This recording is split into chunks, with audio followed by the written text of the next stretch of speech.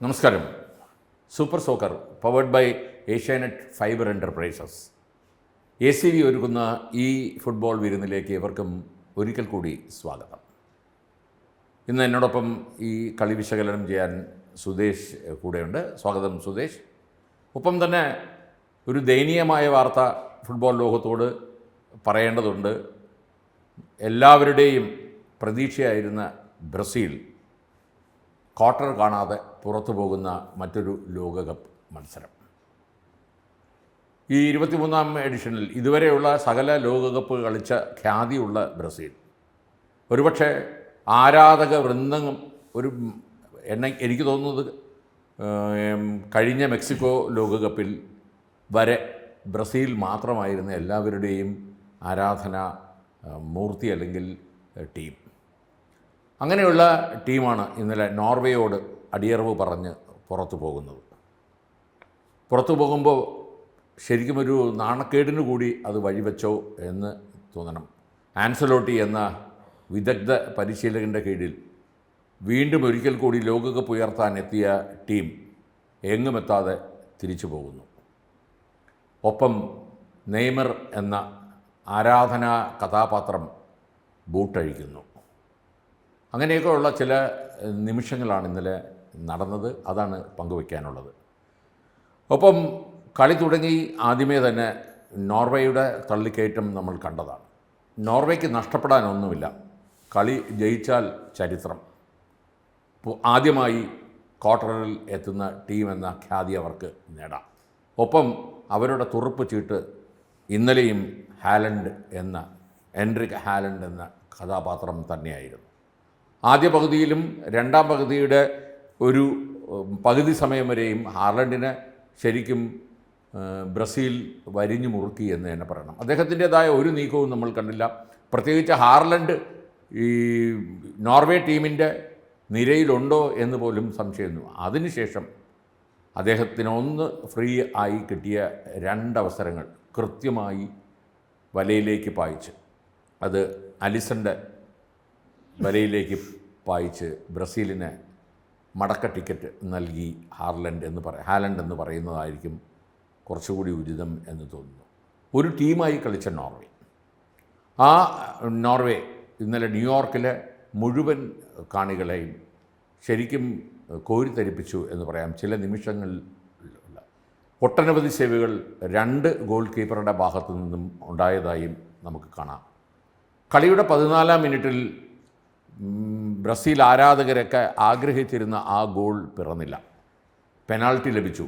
പക്ഷേ ഗൊയ്മറോസിൻ്റെ അടി കൃത്യമായി സേവ് ചെയ്തു. ഒരു ബ്രസീലിയൻ താരത്തിൻ്റെ മികവോടുകൂടി കിക്കെടുത്തോ എന്ന് ചോദിച്ചാൽ ഒരു സാധാരണ ഫുട്ബോൾ താരമെടുക്കുന്ന കിക്ക് പോലെ മാത്രമാണ് ഇന്നലെ അത് ഫുട്ബോൾ പ്രേമികൾക്ക് തോന്നിയത് എന്ന് പറയാം. അവിടെ തുടങ്ങുന്നു ബ്രസീലിൻ്റെ ഒരു പരാജയം എന്ന് വേണമെങ്കിൽ പറയാം. അതിനുശേഷം കാര്യങ്ങളൊന്നും അവരെ വരുതിയിൽ വരുന്നില്ല. വിനീഷ്യസ് ചില മിന്നൽ നീക്കങ്ങൾ നടത്തുന്നു. ഒപ്പം തന്നെ കുൻഹയും അതിനോടൊപ്പം ചില നീക്കങ്ങൾ നടത്തുന്നു. അങ്ങനെ ഒരു നീക്കത്തിലാണ് പെനാൾട്ടി പിറന്നതും. പക്ഷേ ആ പെനാൾട്ടി മുതലാക്കാൻ കഴിയാത്തതിൽ ടീം തളർന്നു പോയോ? ഇതിനൊക്കെ ഉത്തരം നമ്മൾ കണ്ടെത്തേണ്ടതുണ്ട്. മൊത്തത്തിൽ ബ്രസീൽ ഒരു ടീമായി കളിച്ചോ, അതോ നോർവേ എല്ലാ മേഖലയിലും അവരെ കീഴടക്കി കളഞ്ഞു? ഇതൊക്കെ ഫുട്ബോൾ നിരീക്ഷകർ വിലയിരുത്തേണ്ട സംഗതികളാണ്. ഞങ്ങൾ അതിലേക്കൊന്ന് ചുവട് വയ്ക്കുന്നു. സുദേശ്, എങ്ങനെയാണ് ആ മത്സരത്തെ സുദേശ് വിലയിരുത്തുന്നത്? ഇപ്പോൾ നമുക്ക് ഇന്നലത്തെ മത്സരത്തിൽ തോറ്റ ബ്രസീലിനെ കുറിച്ച് തന്നെ ആദ്യം പറഞ്ഞു തുടങ്ങണം. എന്തുകൊണ്ടാണെന്ന് വെച്ചാൽ നമ്മൾ കഴിഞ്ഞ ദിവസം അർജൻറ്റീന കേപ്പ് വെർദെ മത്സരത്തിൽ തോറ്റ കേപ്പ് വെർദെ ആയിരുന്നു അവിടെ ചരിത്രമായി മാറുന്നത്. ഇവിടെ ബ്രസീലിൻ്റെ കാര്യത്തിൽ തുടർച്ചയായിട്ട് ഇപ്പോൾ ബ്രസീൽ ഇത്തരത്തിൽ പരാജയപ്പെട്ട് ലോകകപ്പിൽ പുറത്തു പോവുകയാണ്. പക്ഷേ ഈ ഫുട്ബോൾ ആരാധകർ ബ്രസീലിൻ്റെ തോൽവി ആഗ്രഹിക്കുന്നവർ പോലും ആഗ്രഹിക്കുന്ന ഒരു കാര്യമുണ്ട്.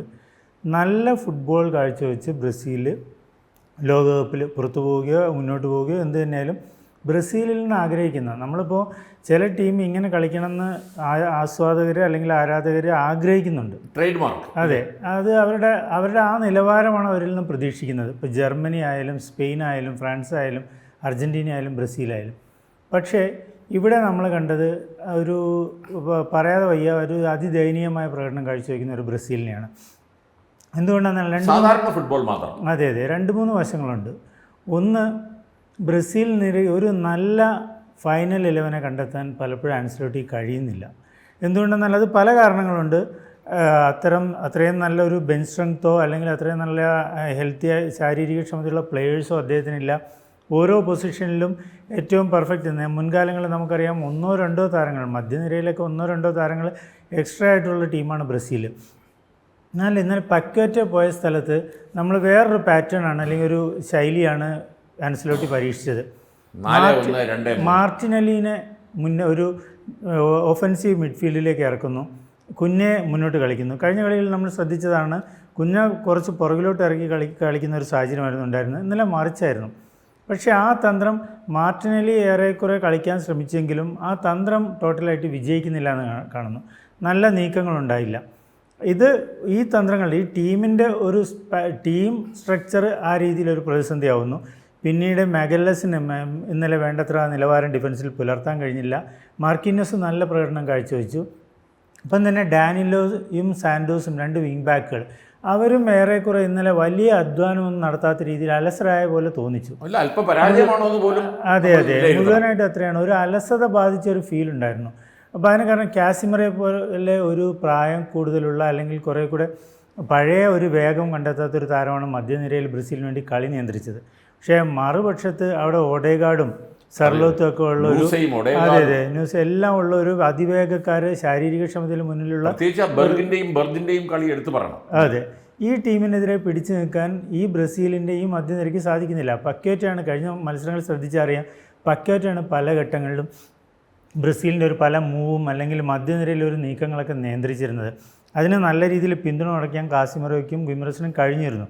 പക്ഷേ ഇന്നലെ പക്വേറ്റ പോയി മാർട്ടിനെല്ലി വന്നപ്പോൾ ഗിമറസിനും പിന്നെ എന്താ പറയുക, എന്താ ചെയ്യാന്നുള്ള ഒരു പ്രതിസന്ധിയിലാവുന്നു. അതെ ആത്മവിശ്വാസം ഇല്ലാത്ത പോലെയാണ് തോന്നിച്ചത്. മുന്നേറ്റത്തിൽ മങ്ങുന്നു. അപ്പോൾ തീർത്തും 1-2 കാരണങ്ങൾ. ആ ടീമിൻ്റെ ഒരു പാറ്റേൺ അല്ലെങ്കിൽ ആ ശൈലി, അവരെ അണിനിരത്തിയ ഒരു ശൈലി. 2, അവരിലുണ്ടായെന്ന് സംശയിക്കുന്ന ഒരു അലസത. പിന്നെ എന്തോ ഭയപ്പെട്ട പോലെ കളിക്കുന്നു. പല കാരണങ്ങൾ ഇപ്പോൾ പല രീതിയിൽ വിലയിരുത്താനുണ്ടാകും ബ്രസീലിൻ്റെ കളിയെക്കുറിച്ച്. ഒരു ഭയം പിടികൂടിയ പോലെ തോന്നുന്നു. ഒരു ഫൈനൽ കില്ലിനുള്ള ഒരു ഇൻസ്റ്റിങ്ക്റ്റ് ബ്രസീൽ ടീമിൽ വളരെയധികം കുറഞ്ഞു വന്നിരുന്നു. അവിടെ അടുത്തതായിട്ട് എടുത്തു പറയേണ്ടത് ഇതിൽ നോർവേയുടെ ഒരു കളിയുടെ പ്രത്യേകതയാണ്. നോർവേ ഒരു ശരാശരി ടീമല്ല. അവർ കൃത്യമായിട്ട് ക്വാളിഫയിങ് റൗണ്ടിൽ എല്ലാ മത്സരങ്ങളും ജയിച്ച് ക്വാളിഫൈ ചെയ്തൊരു ടീമാണ്. അവിടെയാണ് നമ്മൾ ആലോചിക്കേണ്ടത്. യൂറോപ്പിലെ ടഫായ ക്വാളിഫയിങ് റൗണ്ടിൽ എല്ലാ മത്സരങ്ങളും ജയിക്കുന്നു. അവരുടെ അച്ചടക്കമാണ് ഇന്നലെ പ്രധാന നിർണായകമായത്. ഒരു ടീം എന്ന നിലയിൽ നമുക്ക് ഒരാളെ എടുത്തു പറയാൻ അവിടെ ഇല്ല. ഹാളൻഡിന് ഫൈനൽ ആയിട്ട് ഗോൾ അടിക്കുന്ന കാര്യത്തിൽ ഹാളൻഡിനെ എടുത്തു പറയുന്നു. പക്ഷേ ഒരു ടീമായി കളിക്കാൻ അവർക്ക് സാധിച്ചു. ഒഡേഗാർഡ് ആയാലും സർലോത്ത് ആയാലും ന്യൂസ ആയാലും എല്ലാം 2 വിങ്ങിലും, ന്യൂസ ഇടത് വിങ്ങിലും സർലോത്ത് വലത് വിങ്ങിലും കയറി കളിക്കുന്നു.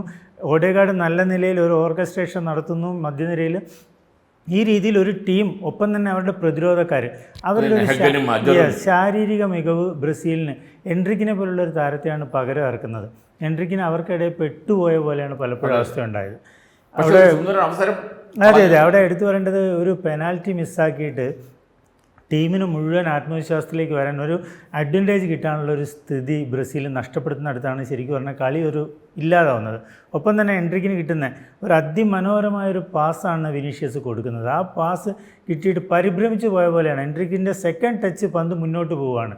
ഒരു പക്വതയില്ലാത്ത താരത്തെ പോലെ അവിടെ പ്രകടിപ്പിച്ചു, അല്ലെങ്കിൽ പക്വത കാണിക്കാൻ അദ്ദേഹത്തിന് കഴിഞ്ഞില്ല. അതെ തീർച്ചയായിട്ടും. അതിൻ്റെ ഒരു ഞാൻ പറയുന്നതാണ്, ഇന്നലെ ബ്രസീൽ താരങ്ങൾക്ക് എന്തോ ഒന്ന് അവരെ പിന്നോട്ട് വലിക്കുന്ന പോലെ. എന്തുകൊണ്ട്? അതിന് ഏറ്റവും വലിയ കാര്യം, ബ്രസീലിനെ പോലൊരു ടീം 30% പന്തിന്മേലുള്ള പൊസഷൻ. അത് തന്നെ ആ ടീം പരാജയമാണ്. ഒന്നുകിൽ ആൻസലോട്ടി ആഗ്രഹിക്കുന്ന രീതിയിൽ ഈ ടീമിന് കളിക്കാൻ കഴിയുന്നില്ല, അല്ലെങ്കിൽ ഈ ഘട്ടത്തിലും അവർക്കൊരു ഒത്തൊരുമ കണ്ടെത്താൻ കഴിയുന്നില്ല എന്നുള്ള പല കാരണങ്ങളുണ്ടാവാം. ഇനിയിപ്പോൾ അത്തരത്തിൽ വിലയിരുത്തിയേ വഴിയുള്ളൂ. നമുക്ക് അറിയാം, നേരത്തെ ജർമ്മനിയോട് 7 ഗോളിന് പരാജയപ്പെട്ടൊരു ബ്രസീലുണ്ട്.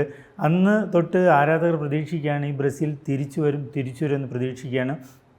ഈ ലോകകപ്പിലും ആ തിരിച്ചുവരവ് ഉണ്ടായില്ല എന്നുള്ളത് ആത്യന്തികമായി ഫുട്ബോളിനാണ് അതിൻ്റെ നഷ്ടം.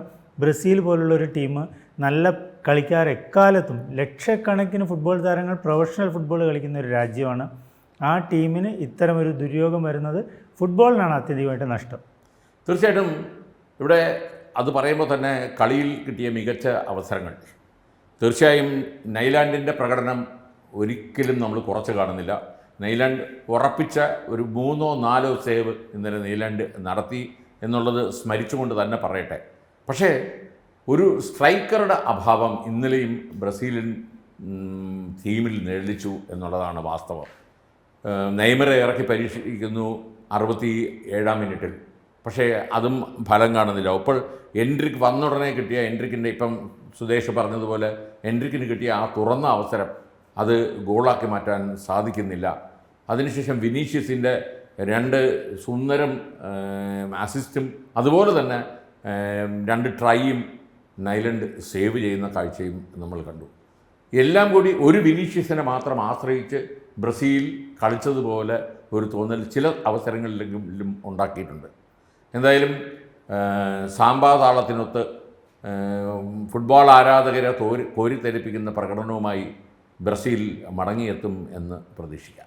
രണ്ടാം മത്സരം ഒരുപക്ഷെ ഈ ലോകകപ്പ് ഇതുവരെ കണ്ട ഏറ്റവും ഫാസ്റ്റ് ഫുട്ബോളിൻ്റെ മത്സരം എന്ന് വേണമെങ്കിൽ വിശേഷിപ്പിക്കാം. ഒരിക്കലും ഈ സ്റ്റേഡിയത്തിൽ പരാജയം രുചിക്കാത്ത മെക്സിക്കോ തങ്ങളുടെ സ്വന്തം തട്ടകത്തിൽ കളിക്കുന്നു. ഒപ്പം അവരുടെ എതിരാളികൾ സാക്ഷാൽ ഇംഗ്ലണ്ട്.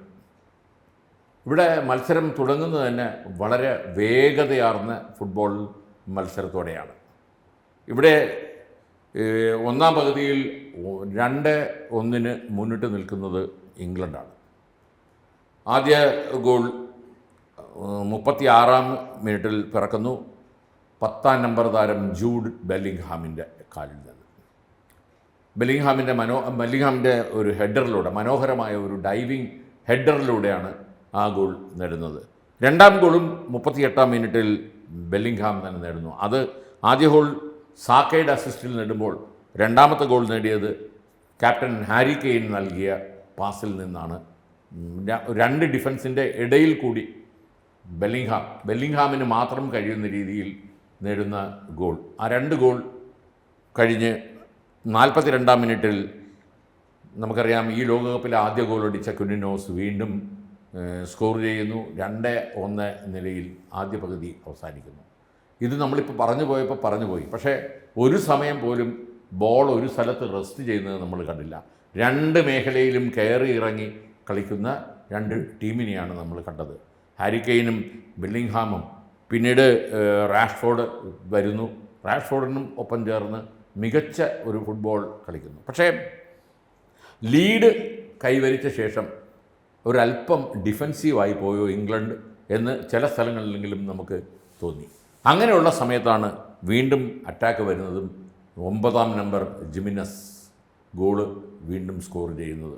അങ്ങനെ 3-2. അവസാനം ഗോൾ കീപ്പർ ഉൾപ്പെടെയുള്ള സകല കളിക്കാരും ഇംഗ്ലണ്ടിൻ്റെ ഗോൾ മുഖത്ത് വന്ന് ആക്രമണം നടത്തിയിട്ടും സമനില ഗോൾ കണ്ടെത്താൻ കഴിഞ്ഞില്ല. അങ്ങനെ രണ്ടാമത്തെ ആതിഥേയരായ മെക്സിക്കോയും ഇന്നലെ പുറത്തേക്ക് പോകുന്ന കാഴ്ച കണ്ടു.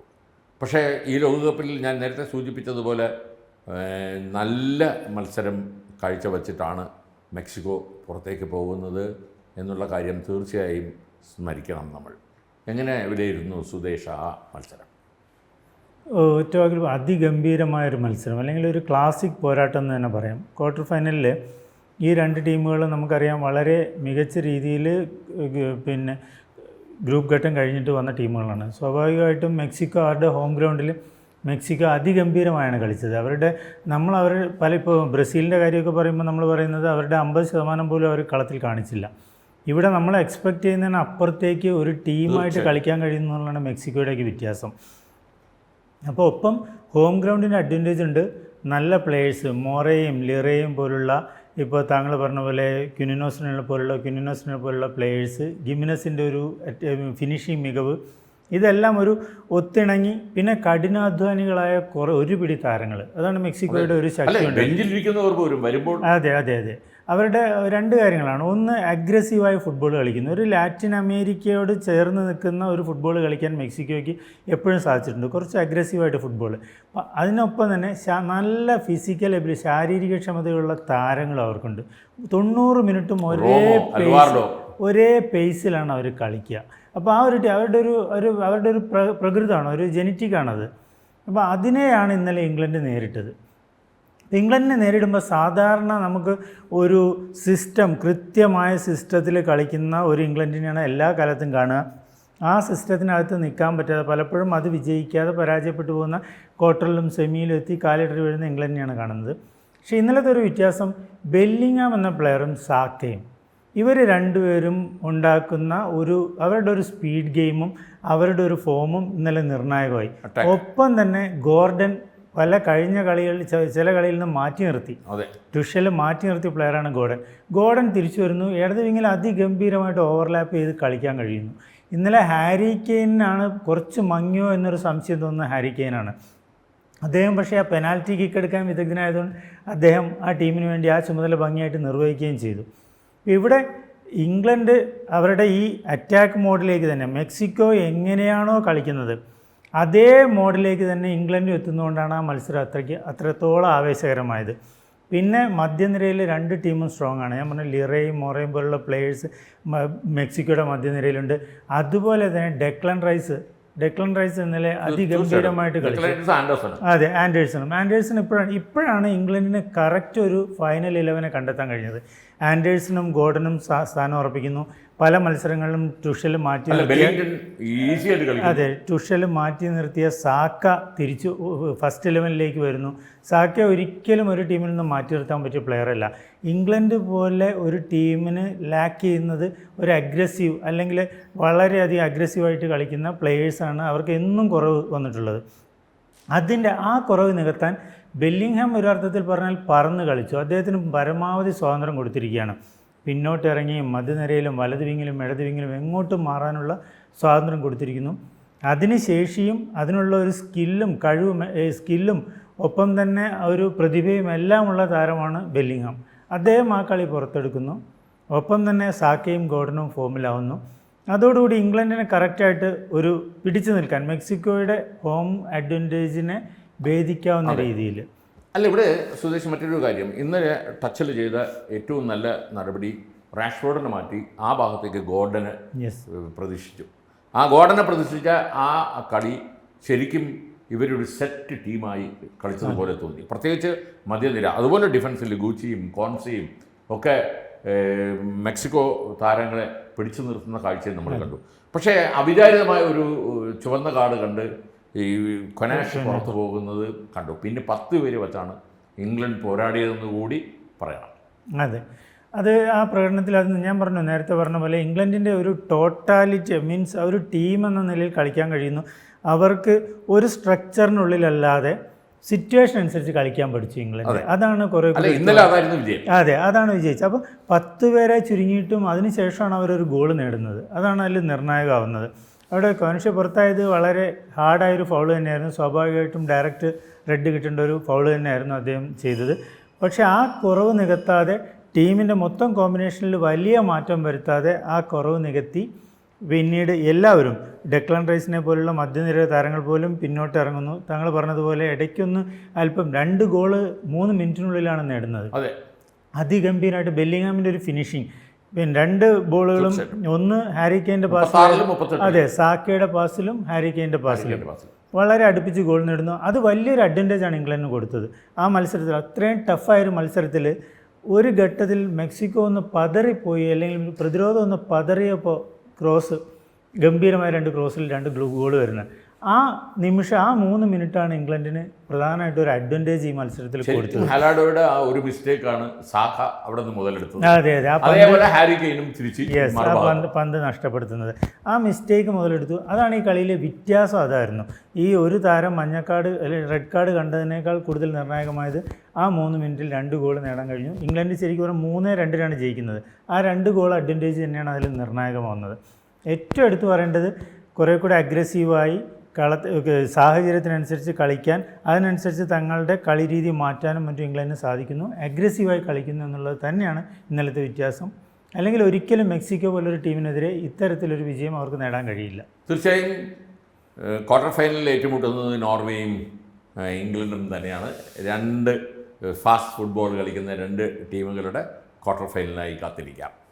ഇനി ഇന്നത്തെ മത്സരങ്ങളുണ്ട്. വളരെ നിർണായകമായ രണ്ട് മത്സരങ്ങളാണ് ശരിക്കും നമ്മൾ നാളെ വിലയിരുത്താൻ പോകുന്നത്.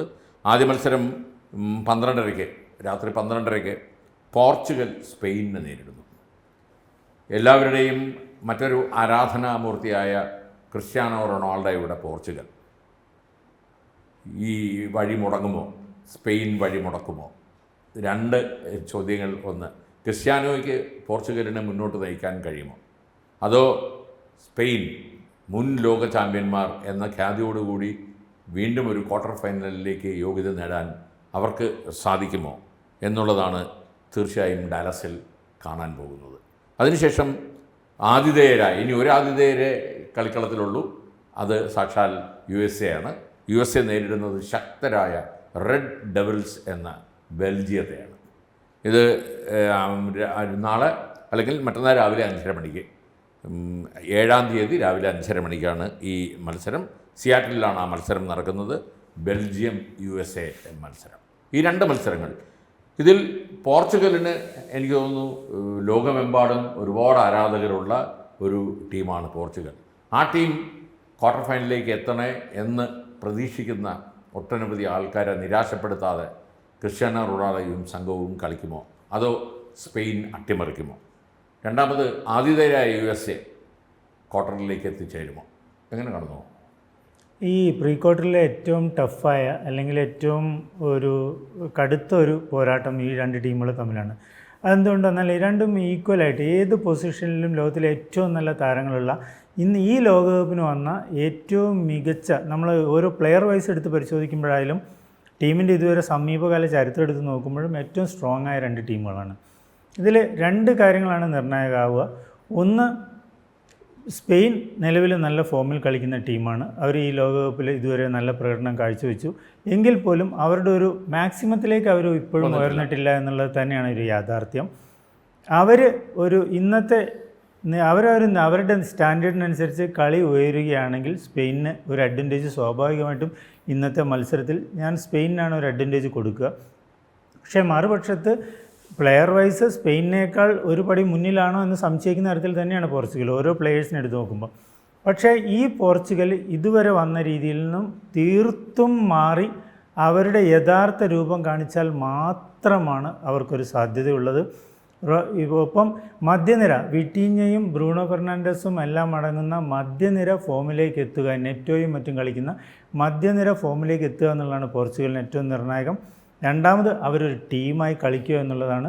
സ്പെയിൻ അത്തരത്തിൽ കളിക്കുന്നുണ്ട്. സ്പെയിൻ ഒരു 75% എത്തി നിൽക്കുകയാണ്, പോർച്ചുഗൽ ഒരു 50%. ഇപ്പോൾ ഏത് ടീമാണ് തങ്ങളുടെ ഏറ്റവും മാക്സിമം ഫോമിലേക്ക് ഉയരുക, അവർക്ക് ഏറ്റവും നിർണായക ഈ മത്സരമാണ്. ഈ മത്സരം ജയിച്ചു കഴിഞ്ഞാൽ സ്വാഭാവികമായിട്ടും വലിയൊരു സാധ്യത ഏത് ടീമാണോ ജയിക്കുന്നത് അവർക്ക് മുന്നിൽ തുറന്നു കിട്ടാൻ പോവുകയാണ്. ആ സാധ്യതയ്ക്ക് വേണ്ടി ഇന്ന് ആരാണോ ഇന്ന് ഫോമിലേക്ക് വരിക അതാണ് നിർണായകം. Belgium USA.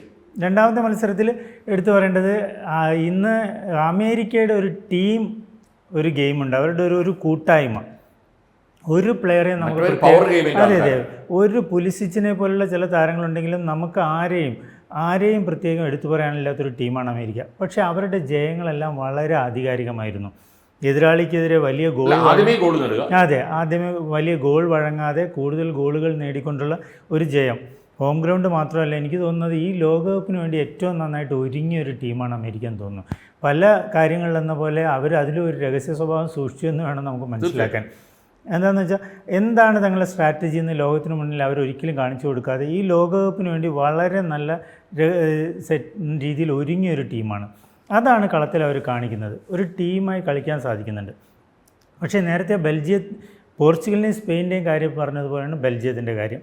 ലോകത്തിലെ ഏറ്റവും മുന്തിയ താരങ്ങൾ കഴിയാൻ ഡോക്കുവിനെ പോലുള്ള താരങ്ങൾ, എല്ലാ ഘട്ടത്തിലും തൻ്റെ അവസാനത്തിൽ ഈ ലുക്കാക്കു പോലും അതെ ലൂക്കാക്ക് പോലും ഡേഞ്ചറസ് ആണ്. അപ്പോൾ അത്തരത്തിലൊരു പ്ലേയേഴ്സ് കളിക്കുകയാണ്. അവരവരുടെ ഫോമിലേക്ക് വരികയാണെങ്കിൽ അമേരിക്ക ബുദ്ധിമുട്ടും.